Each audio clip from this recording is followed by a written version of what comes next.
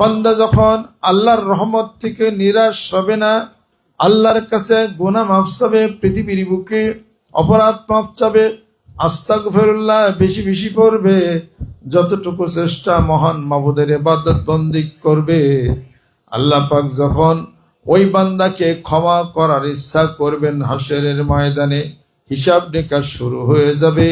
আল্লাহ পাক বলবেন, বান্দা আমার এই পর্দার আড়ালে তুমি আসো। আল্লাহ পাক বান্দাকে পর্দার আড়ালে নিয়ে যাবেন। আল্লাহ রব্বুল আলামিন প্রশ্ন করবেন, তুমি এই কাজ এই গুনাহগুলি তুমি কেন করছো? বান্দা বলবে, আল্লাহ বুঝতে পারি না, এই গুনাহ করেছি, অপরাধ করেছি, আপনি আমাকে মাফ করে দেন। আল্লাহ পাক বলেন, যাও আমি ক্ষমা করে দিলাম, এই পর্দার অন্তরাল দিয়া তুমি জান্নাতে প্রবেশ করো। সুবহানাল্লাহ। এই আশা বসে বসে